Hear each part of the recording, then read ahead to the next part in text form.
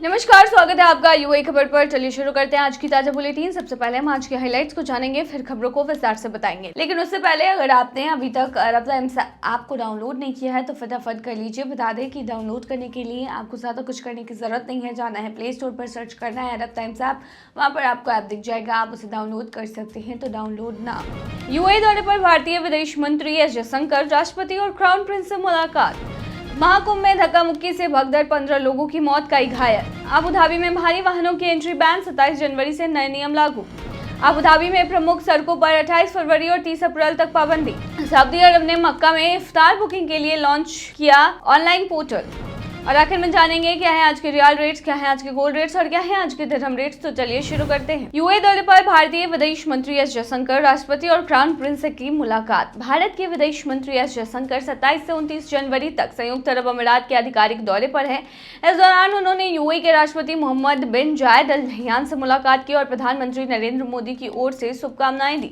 जयशंकर ने इस मुलाकात को सम्मानजनक बताते हुए कहा कि दोनों देशों के बीच व्यापक रणनीतिक साझेदारी लगातार मजबूत हो रही है। उन्होंने राष्ट्रपति मोहम्मद बिन जायद अल नह्यान के मार्गदर्शन को बेहद महत्वपूर्ण बताते हुए भारत यूएई संबंधों के भविष्य को और बेहतर बनाने की इच्छा भी जताई है।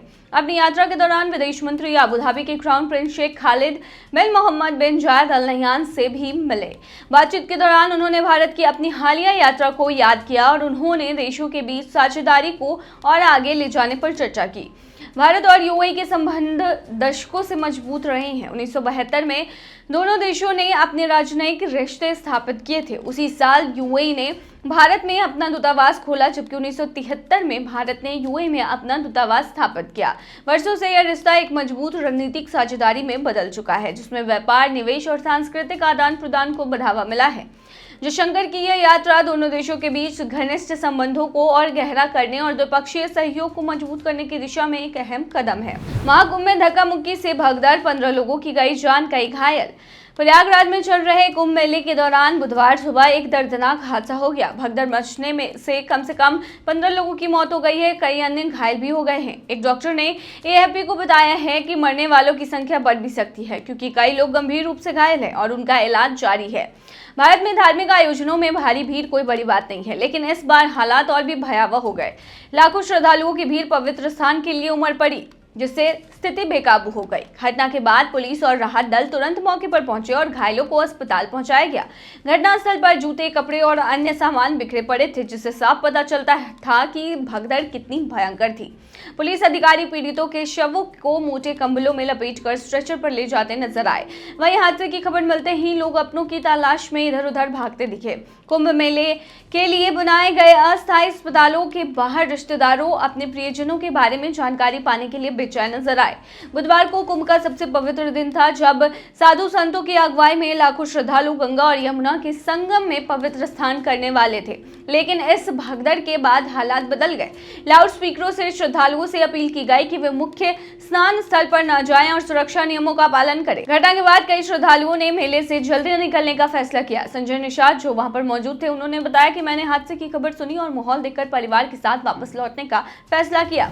अबू धाबी में भारी वाहनों की एंट्री बैन, 27 जनवरी से नए नियम लागू। अबू धाबी मोबिलिटी ने घोषणा की है कि 27 जनवरी से राजधानी की सड़कों पर भारी वाहनों के लिए नए नियम लागू किए जाएंगे, जिससे बढ़ते ट्रैफिक को कंट्रोल करने और सड़क सुरक्षा में सुधार करने में मदद मिलेगी। नए नियमों के तहत ट्रक, टैंकर और निर्माण उपकरणों को पीक आवर्स में सड़कों पर चलने की इजाजत नहीं होगी। सोमवार से गुरुवार तक सुबह 6:30 बजे से 9 बजे तक और दोपहर 3 बजे से शाम 7 बजे तक इन वाहनों की आवाजाही पर रोक रहेगी, जबकि शुक्रवार को सुबह के प्रतिबंध के साथ दोपहर 11 बजे से 1 बजे तक भी ट्रकों की एंट्री बैन रहेगी। इस फैसले का उद्देश्य न केवल ट्रैफिक को कंट्रोल करना है, बल्कि भारी वाहनों के कारण सड़कों और पुलों को होने वाले नुकसान को भी कम करना है। अबू धाबी मोबिलिटी इस नियम को सख्ती से लागू करने के लिए अबू धाबी पुलिस के साथ मिलकर काम कर रही है। सिर्फ अबू धाबी नहीं, बल्कि दुबई और शारजाह में भी ट्रकों की आवाजाही को लेकर नए नियम लागू किए गए हैं। दुबई में 1 जनवरी से नया नियम प्रभावी हुआ है, जिसके तहत अमीरात रोड पर शाम 5:30 बजे से 8 बजे तक ट्रकों की आवाजाही बैन कर दी गई है, खासकर अल अवीर स्ट्रीट और शारजाह के बीच। वहीं शारजाह ने भी ट्रकों के लिए नियम सख्त कर दिए हैं, जिससे शाम 5:30 बजे से 8 बजे के बीच अमीरा ट्रांजिट रोड पर खासकर शारजाह प्रवेश द्वार से चौराहा नंबर 7 तक के हिस्से पर ट्रक नहीं चल सकेंगे। इन नियमों का मुख्य उद्देश्य केवल ट्रैफिक की भीड़ को कम करना ही नहीं बल्कि यात्रियों को एक स्मूथ ट्रैवल एक्सपीरियंस देना भी है। साथ ही इन प्रतिबंधों से शहरों के बुनियादी ढांचे की सुरक्षा और सड़क दुर्घटनाओं की संभावना को भी कम करने में मदद मिलेगी। अबू धाबी में प्रमुख सड़कों पर 28 फरवरी और 30 अप्रैल तक पाबंदी। अबू धाबी के एकीकृत परिवहन केंद्र ने जानकारी दी है कि अल-दफरा क्षेत्र में शेखा सलामा बिंत बुट्टी रोड का कुछ हिस्सा 28 फरवरी शुक्रवार तक आंशिक रूप से बंद रहेगा। इसके अलावा मदीनात जायद औद्योगिक क्षेत्र में मखतूम अल-फंदी अल-मजरूई स्ट्रीट भी 30 अप्रैल बुधवार तक बंद रहने वाली है। यह घोषणाएं एक्स पर साझा की गई है, जहां ट्रैफिक से जुड़े अपडेट लगातार उपलब्ध कराए जा रहे हैं। भारी वाहनों के लिए कुछ वैकल्पिक मार्ग सुझाए गए हैं ताकि वे बिना किसी बाधा के अपनी यात्रा जारी रख सके।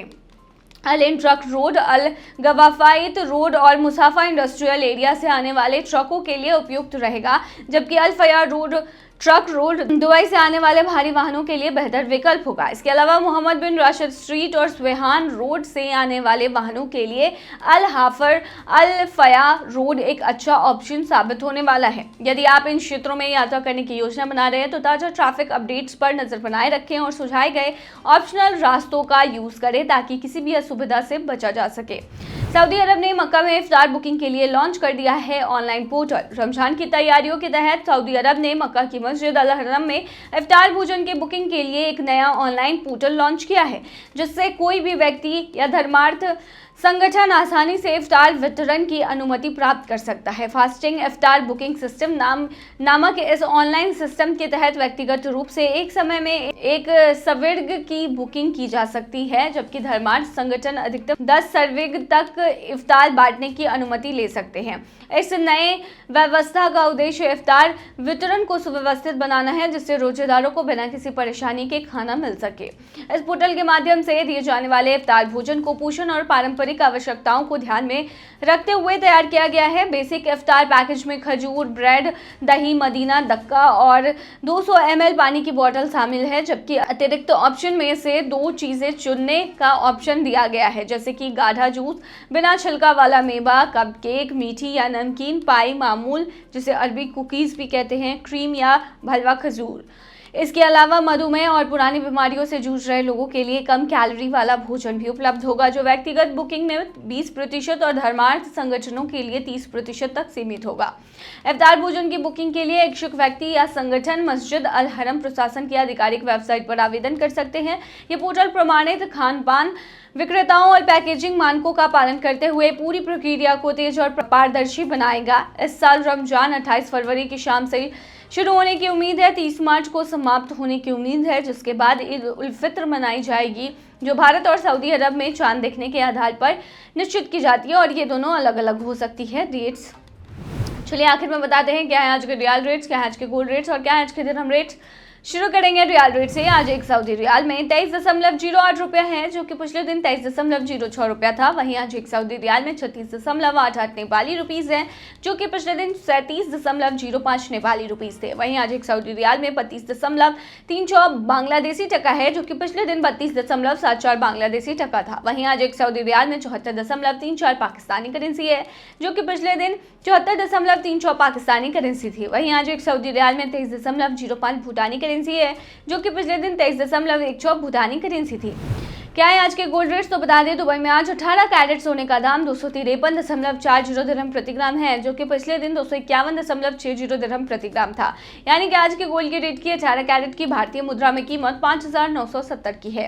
वहीं 22 कैरेट गोल्ड का दाम 309.75 दिरहम प्रति ग्राम है, जो कि भारतीय मुद्रा में 7,297 के होते हैं, जो कि पिछले दिन 307.50 दिरहम प्रति ग्राम था। वहीं दुबई में 24 कैरेट सोने के दाम की कीमत 334.50 दिरहम प्रति ग्राम है, जो कि पिछले दिन 332 दिरहम प्रति ग्राम थी। वहीं आज के 24 कैरेट सोने के दाम के भारतीय मुद्रा की बात करें तो आज ये 7,880 की है। क्या है आज के दिरहम रेट, तो बता दें आज एक यूए दिरहम में 23.55 रुपया है, जो कि पिछले दिन 23.56 रुपया था। वहीं आज एक यूए दिरहम में 37.65 नेपाली रुपीस है, जो कि पिछले दिन 37.84 नेपाली रुपीस थे। वहीं आज एक यूए दिरहम में 33.05 बांग्लादेशी टका है, जो कि पिछले दिन 33.44 बांग्लादेशी टका था। वहीं आज एक यूए दिरहम में 75.92 पाकिस्तानी करेंसी है, जो कि पिछले दिन 75.95 पाकिस्तानी करेंसी थी। वहीं आज एक यूए दिरहम में 23.53 भूटानी करेंसी है, जो कि पिछले दिन 23.65 भूटानी करेंसी थी। तो ये थी आज की ताजा बुलेटिन। ऐसे ही ताजा अपडेट्स के लिए बने रहिए हमारे चैनल पर।